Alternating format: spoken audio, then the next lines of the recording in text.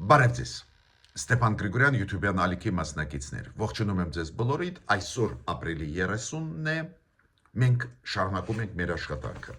Ես պետք է ասեմ, որ 3 թեմաներ այսօր ես կշոշափեմ պարզա թեման կապված Ադրբեջանի փոխվարչապետ Շահին Մուստաֆայևի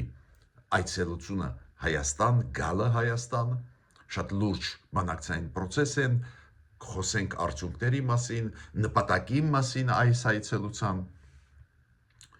պարզ է նաև կխոսենք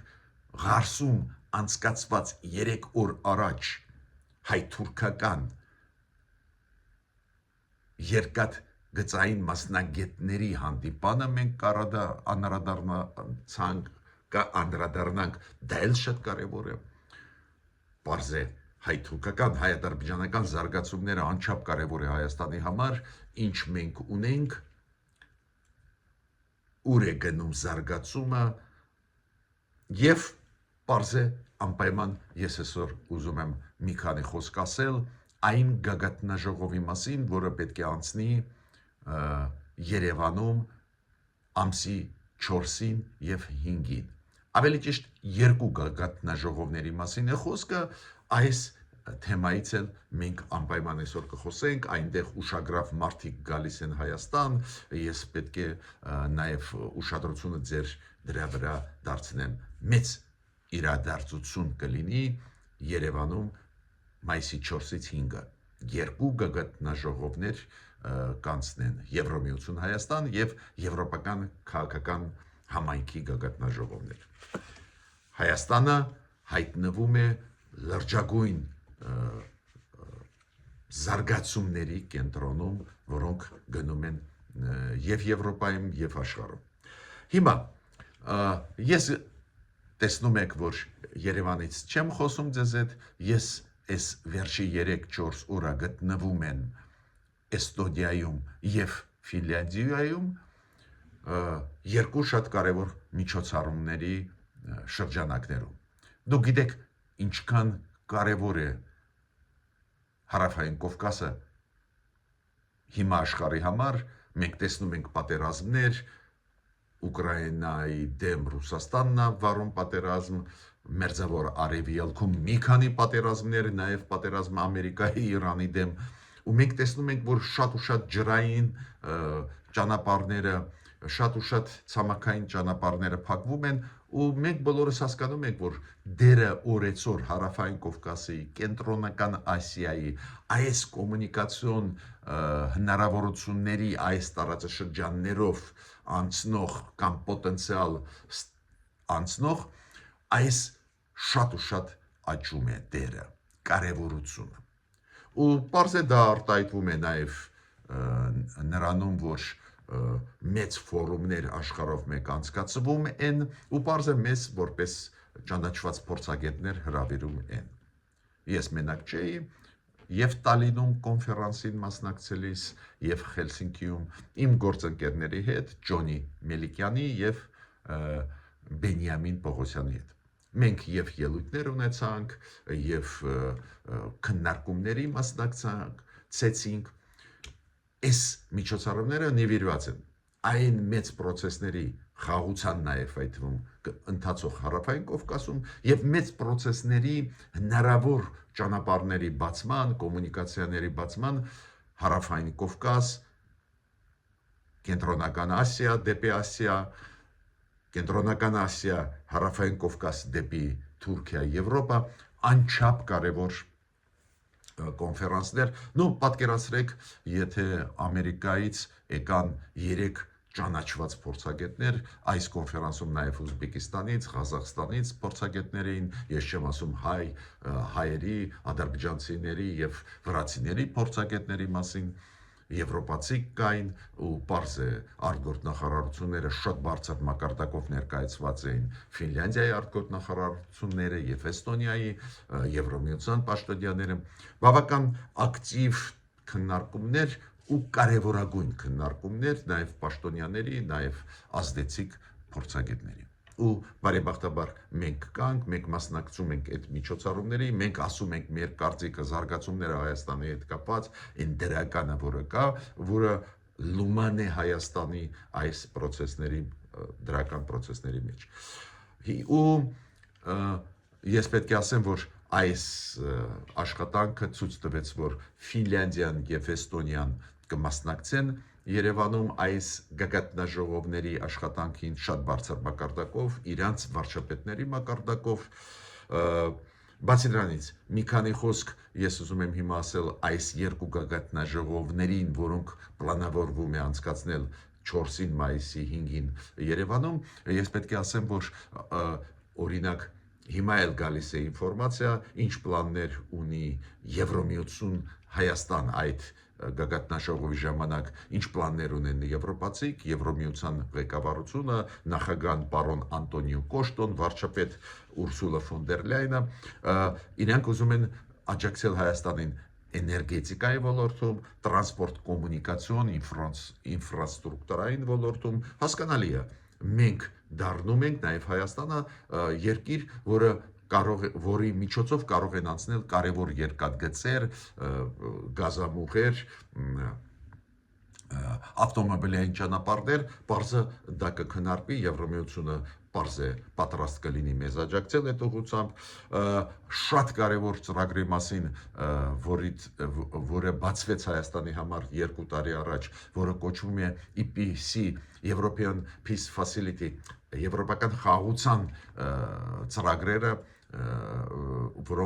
որոնց միջոցով մենք կարող ենք ռազմատեխնիկական ոլորտում ավելի սերտ համագործակցություն ունենալ եվրոպացիների հետ, դուք հիշում եք նախկին վարչապետը Հունգարիայի Օրբանը, որը դեռ ֆորմալ վարչապետ է, բայց նախկին է, Օրբանը պարտվեց ընտրությունների ժամանակ, դա մեծ դրական էր մեզ համար, քանի որ Օրբանն էր, որ վետոյի իրավունքը օգտագործում էր ու փակում էր այդ ճանապարհը զարգացման, բայց հիմա բացվեց ու Եվրոմիությունը ստեղ մեզ հետ կխոսա Երևանում դրա մասին, շատ կարևոր մաս Եվրոմիության համար կլինի համագործակցությունը Հայաստանի հետ եւ Հարավային Կովկասի կոնտեքստով եւ աջակցությունը խաղաղության process-ին Ադրբեջանի հետ, այդ ամեն ինչը կլինի, դուք կտեսնեք, բայց հիմա է ուրվագծվում այս օրերին այս օրակարգը Երևանյան։ Պարզ է Ուկրաինա անպայման կքննարկվեն Ուկրաինա Ռուսաստան հարաբերությունները, պարզ է կքննարկվեն պատերազմները Մերձավոր Արևելքում, ու ես այդտեղ պետք է ասեմ, որ Եվրոմիությունը Հայաստանի հետ անպայման համատեղ հայտարարությունով հանդես կգա։ Հիմա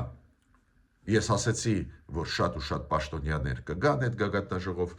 հույսով եմ, որ կգա պարոն Զելենսկին նախագահ Ուկրաինայի, այո, Ուկրաինայի ժամանակավոր հավատարմատարը Հայաստանում Վալերի Լոբաչը շատ դիվանագիտորեն պատասխանեց, երբ որ 2 օր առաջ հարցրեցին կգա Զելենսկին, թե ոչ, դա շատ կարևոր է մեզ համար, որ Զելենսկին գա, ինքը դիվանագիտորեն պատասխանեց, որ մենք ուրախ կլինենք ընդունել ստեղ մեր նախագահին, բայց ես կարծում եմ, որ Զելենսկին պարոն կգա, պատահական չի, որ ինքը մի քանի օր առաջ եղել է Բաքվում, հանդիպել է Ալիևի հետ, Ալիևը իրոք լրջագույն աջակցություն է տալիս Ուկրաինային, ինքը չէր կարող ցույց տալ վերաբերմունքը Ալիևին ու դրանով բացեց ճանապարհը, որ հանգիստ կարող է գա Երևան։ Էլի հետաքրքիր դեմքեր կգան Հայաստան, ինչքան ես գիտեմ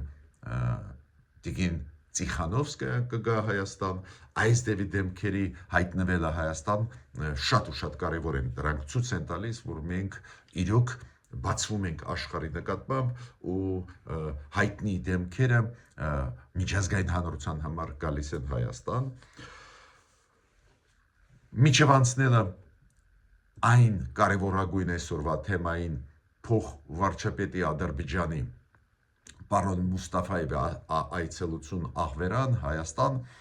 ես պետք է ասեմ, որ բավական ծանր են հարաբերությունները Ադրբեջանի Եվրոմիության հետ։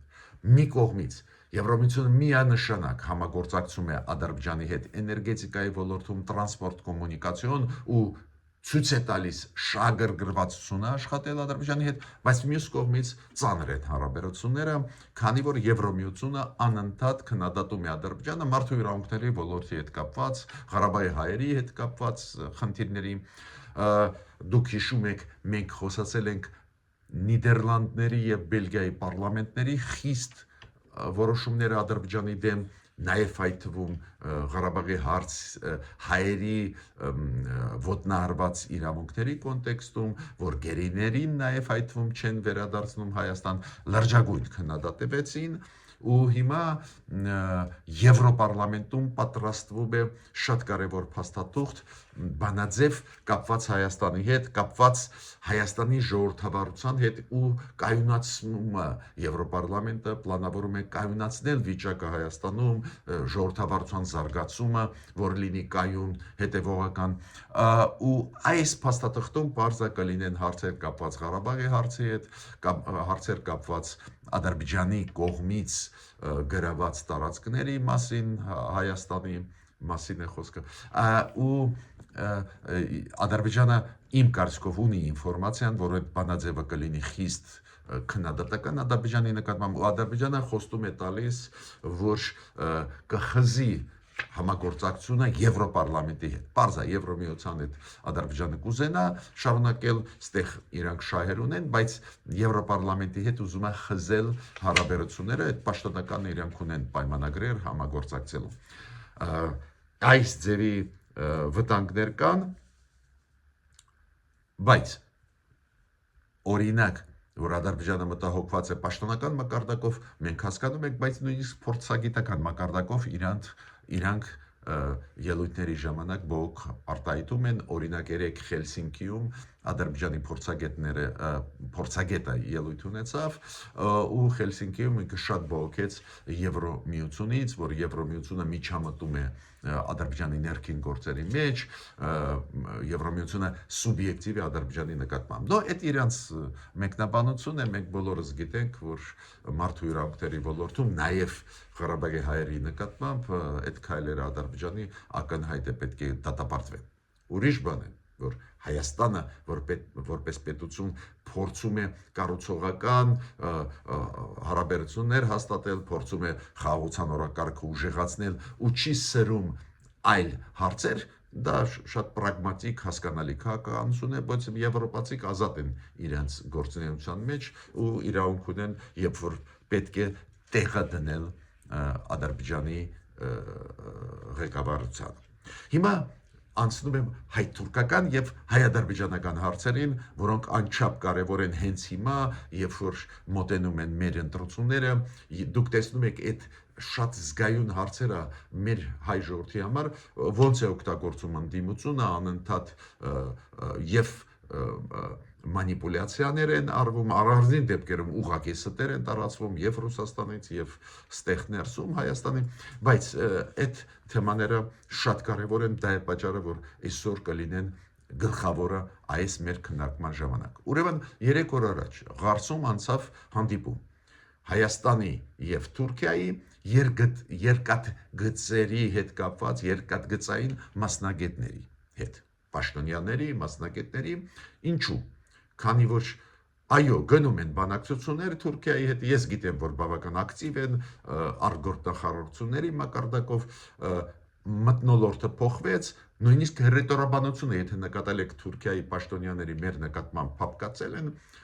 ինչ-որ process գնում է, բայց մենք սպասում ենք սահմանների բացում, դա մեզ պետք, դա շատ կարևոր նաև Հայաստանի համար, ոչ միայն Թուրքիա, մեզ համար շատ կարևոր է, բայց Թուրքիան չի բացում սահմանը, բայց մյուս կողմից ինչ-որ քայլեր անում է, օրինակ դուք գիտեք, որ մենք Մարգարայի եւ Ախուրիկի անցակետերը վերանորոգեցին, ու եթե սահմանը բացվի, այդ անցակետերը մեր կողմից կաշխատեն։ Թուրքիան իր կողմից էլ սկսեց աշխատանքներ։ Երկաթգծային աշխատանքներն էլ հիմա պետք է ֆիքսեն, ինչ պետք է արվի։ Օրինակ հայկական կողմից երկաթգիծը Գյումրի-Կարս, ինչ որ վերանորոգման աշխատանքներ պետք է կատարվեն։ Ու շատ լավ է, որ այդ հանդիպումը կայացավ։ Անցած տարի կայացավ հանդիպում Գյումրիում, երկաթգծային պաշտոնյաների միջև այդ ոլորտի եւ փորձագետների Թուրքիա-Հայաստան։ Հիմա անցավ Թուրքիայում։ հարցում։ Ես պետք է ասեմ, որ նույն պահին Եվրոմիությունը պաշտոնյաները օֆիցիալ ողջունեցին այդ process-ը, ասելով, որ դա կուժեղացնի զարգացումը եւ պոտենցիալը տրանսպորտային հարավային Կովկասի, նաև կուժեղացնի հայ-ադրբեջանական խաղաղության process-ը, ուրեմն Թուրքիայի կողմից ու Հայաստանի այդ քայլերը դրական են, ու նույն պահին արձագանքեց դեսպանատուն Ամերիկայի Հայաստանում։ Դեսպանատոնը հայտարարությունը հանդես եկավ ողջունելով այդ հանդիպումը Ղարս քաղաքում, նաև նշեց, որ դա թրիփ Դոնալդ Տրամփ ծրագրի շրջանակներում է, որ Դոնալդ Տրամփն է առաջ տարե այս հնարավոր համագործակցությունը Հայաստանի հետ երկաթգծերը վերականգնելու, աշխատացնելուն եւ խաղաղությանը աջակցելու Ադրբեջանի հետ։ Նաև ելույթ ունեցավ Թուրքիայում Միացյալ Նահանգների դեսպանը, դրական արձագանքելով։ Նաև ոնց է զարգանալու։ Իմ կարծիքը Թուրքիան չունի ոչ մի արգումենտ չբացել սահմանը։ Դժվարանում եմ ասել ինչի չեմ բացում, միգուցե ինչ-որ հետո մեր առջև ինչ-որ հարցեր դնեն, բայց գոնե այսօր իրենց հայտարարություններից Թուրքիայի կողմից մենք տեսնում ենք ոչ մի խոչընդոտ այլևս չկա, քանի որ նախկինում իրենք ասում են բավարար է Ադրբեջանի պահանջները, բայց Ղարաբաղի հարցը կարծես թե լուծված է, մենք տարածքային ամբողջականությունը Ղարաբաղի Ադրբեջանի ընդունեցինք, ճանաչեցինք, էլ ինչ մթնոլորտը Ադրբեջանի հետ հիմա լավանում է այն առումով, որ գնում է նույնիսկ առևտուր Ադրբեջանի հետ, ինչու՞մ է հիմա խնդրեմ։ Նու նայենք Թուրքիան ինչ կանի, բայց այդ հանդիպումը Ղարսում ցանկացած դեպքում դրական զարգացում է։ Հիմա անցնենք շատ կարևոր հարցին, Շախին Մուստաֆայևը, Ադրբեջանի կառավարության նախագահի տեղակալը, փոխվարչապետը Ադրբեջանի եկավ Հայաստան, Աղվերանում բանակցություն վարեց Մհեր Գրիգորյանի հետ, մեր փոխվարչապետի հետ։ Ինչու հենց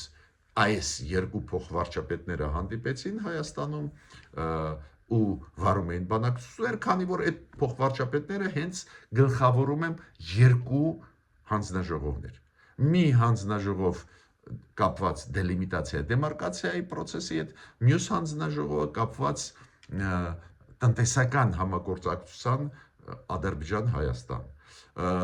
կոմունիկացիաների բացման, ճանապարհների բացման, դեբլոկադա, ասում են, դա ապաշրջապակման հետ կապված հարցեր։ Բայց իրանք փոխվարչապետներ են մեր երկու երկրների, որոնք այս երկու հանձնաժողովները գլխավորում են։ Դա է պատճառը, որ եթե դուք կարդաք երեկվա մեր արտգործնախարարության հայտարարությանը կապված այդ հանդիպան հետ, արդյունքների հետ, հանդիպումը սկսվեց մոտավորապես 1:30-3, ավարտվեց մոտավորապես 4-ի կողմերը 3 երեկոյան, տևեց 2.5 ժամ, բանակցային process-ը Հայաստան-Ադրբեջան եւ դեմարկացիայի հարցերով եւ տնտեսական հարցերով այս process-ը գնաց ու մեր արտգործնախարարությունը հայտարարությունով հանդես եկավ։ Ու այդ հայտարարության մեջ, եթե դուք կարդաք, այնտեղ խոսվում է կարգավորումների մասին, շարունակելու այդ դեմարկացիա դելիմիտացիա։ Հիմա նյուանսների մեջ չմտնեմ, ի վերջո պետք է ի վերջո ստորագրեց նաև պրոտոկոլ, դուք գիտեք, արձանագրությունը միշտ ֆիքսվում է, երբ որ դելիմիտացիայի դեմարկացիայի process-ում քայլեր է անում։ Ասենք կազմակերպչական հարցեր կան, տեխնիկական հարցեր կան, որտեղից սկսում ես ուր ես շարունակում, ինչքան հասկանում եմ հյուսիսից հարավ իրանք կիջնեն։ Իրանք չեն թռնի հիմա հարավ, Մեղրի ուղղությամբ այնտեղ ու Զանգելան այնտեղ անցակետերի հետ կապված, ինչքան հասկացա հյուսիսից հարավ կիջնեն ու պարզ է այնտեղ դելիմիտացիոն խմբերի մասին որոշում ընդունվեց, կարգավորումներ արվեցին եւ այլ։ Բացի դրանից երեկվա հայտարարության մեջ մեր արտգործնախարարության նշված է, որ Ադրբեջանի տարածքով Հայաստան մտնում են տարբեր բեռներ, օրինակ Ռուսաստանից բեռները մտնում են Ադրբեջանի տարածքով, երկաթգծով, Վրաստանով հասնում են Հայաստան։ Նաև նշվեց, որ հիմա սկսվեց տնտեսական համագործակցությունը Հայաստան-Ադրբեջան, Ադրբեջանը ծախում է նավթամթերքները Հայաստանի համար։ ուղարկում է ու մենք այդ գնում ենք այդ սկսվեց տնտեսական այս դրականը ֆիքսվեց, նաև ասվեց, որ հիմա գնում են քննարկումներ, որ փոխադարձ առևտուր լինի, կոպիտ ասած, որ Հայաստանն էլ իր բեռները, իր արտադրված ապրանքները ծախի Ադրբեջանում եւ հատուկ նշվեց մեծ դերը Նիկոլ Փաշինյանի, վարչապետի Հայաստանի եւ Ադրբեջանի նախագահ Իլխամ Ալիևի ինչ հարցով, այն հարցով, որը կապված է դրա հետ, որ այս բոլոր դրական զարգացումները պահանջում են քաղաքական կամք։ Ղեկավարները այդ քաղաքական կամքը ցուցաբերեցին այս հայտարարության մեջ արգոտ նախարարության կասկած ես չունեմ նույնատիպ հայտարարություն արվեց Ադրբեջանում ու մյուսը հանձնաժողովների ղեկավարները Շախին Մուստաֆայևը եւ Մհեր Գրիգորյանը պայմանավորվեցին, որ մյուս հանդիպումը կլինի Ադրբեջանում կլինի ու օրը տեղը կֆիքսվի ավելի ուշ։ Հիմա նաև այս 2.5 ժամվա աշխատանքի ընթացքում նաև կայացավ հանդիպում բիզնեսի ներկայացուցիչների միջև Ադրբեջանի ու Հայաստանի, նաև Մհեր Գրիգորյանը եւ Շախին Մուստաֆայևը դրա մեջ մասնակցություն ունեցել են։ Հիմա էսա ինֆորմացիան, բայց ես տեղ պետք է ասեմ ինչ։ Այո, կասկած ես չունեմ, որ մեր իշխանությունները ուզում էին, որ այդ հանդիպումները կայանան եւ Ղարսում հայ-թուրքական եւ հայ-ադրբեջանական աղբերանում, քանի որ դա շարունակությունն է այն հանդիպումների, որոնք եղել են Ադրբեջանում եւ Թուրքիայում։ Օրինակ, Ադրբեջանում Մուստաֆայևը Մհեր Գրիգորյանի հետ հանդիպելը անցած տարի հիշում եք Գաբալա քաղաքում։ Ուրեմն դա աշխատանք է, որը շարունակվում է, բայց մյուս կողմից պարզ է գործող Հայաստանի իշխանություններին շատ կարևոր է, որ միջև ընտրությունները մեր ազգային ժողովի հունիսի 7-ի միջև ընտրությունները դա կայանա, շատ հասկանալի է, որ մեր հասարակությունը տենա, որ աշխատանքը տարվում է։ Ես դա միայն դրական եմ համարում, բայց շարժումներ եղան հենց ընդդիմության կողմից Հայաստանի ընդդիմությունը ասում է, որ Ադրբեջանը փորձում է աջակցել այս կառավարության, բայց ռեալ ոչ մի բան չի տալիս։ Ընդդիմության առանձին ներկայացուցիչները ասում են, որ չի բացառվում, որ նույնիսկ Ադրբեջանը միջև ընտրություններ ազատ արձակի մեր գերիներին, աջակցելու համար Նիկոլ Փաշինյանին կոպիտ ասած, որ Ադրբեջանը շահագրգռված է, որ Նիկոլ Փաշինյանը ընտրվի։ Ես դեռ պետք է ասեմ, եթե Ադրբեջանը նույնիսկ մտածելով, որ կաջակցի Նիկոլ Փաշինյանին կազատի մեր գերիներին, ես միայն ուրախ կլինեմ, այդ մարդիկ կվերադառնան հայրենիք, միայն ուրախ կլինեմ, բայց իմ ունեցած տվյալներով կարծես թե այս ձևի քայլ Ադրբեջանը չի նախատեսում, ավելին ես համարում եմ, որ ճիշտ կլիներ, եթե Ադրբեջանը էլի քայլեր անել, օրինակ ստորագրեր խաղաղության պայմանագիրը, օրինակ Ադրբեջանը առներ Հայաստանից ապրանքներ, որ միակողմանի առևտուր չլինի, այլ երկկողմանի լինի։ Ինչ որ այս ձևի քայլեր են, բայց իմ ունեցած տվյալներով, դու գիտեք իմ ակտիվ համագործակցությունը աշխարհով մեկ, նաև այդ թվում տարբեր ֆորմատներով համագործակցությունը ադրբեջանցի փորձագետների հետ ցույց է տալիս, որ իմ կարծիքով միջև մեր ընտրությունները կտրուկ քայլ չեն անի, ասենք չեն ազատի մի քանի մեր գերիներին, ափսոս, լավ կլիներ, որ ազատեն, կամ չեն ստորագրի խաղաղության պայմանագիրը։ Իմ կարծիքով այս ձևի քայլեր չի լինի, բայց ընդդիմությունը պարզ է օգտագործում է ցանկացած քայլ հարվածելու իշխանություններին։ Օրինակ, ընդդիմությունը ասում է, որ այս աշխատանքային հանդիպումները Ղարսում եւ Աղվերանում դա նվիրված են ընտրությունների, ինչը չի համապատասխանում իրականության, քանի որ ես ասացի, անցած տարի համապատասխան հանդիպումներ եղել են։ Օրինակ, երկաթգծային մասնագետների Գյումրիում անցած տարի կամ Գաբալայում Մուստաֆայևը հանդիպել եմ Հեր Գրիգորյանի հետ։ Ուրեմն դա շարունակությունն է աշխատանքի, բայց ընդդիմությունը պարզ է օգտագործում է ցանկացած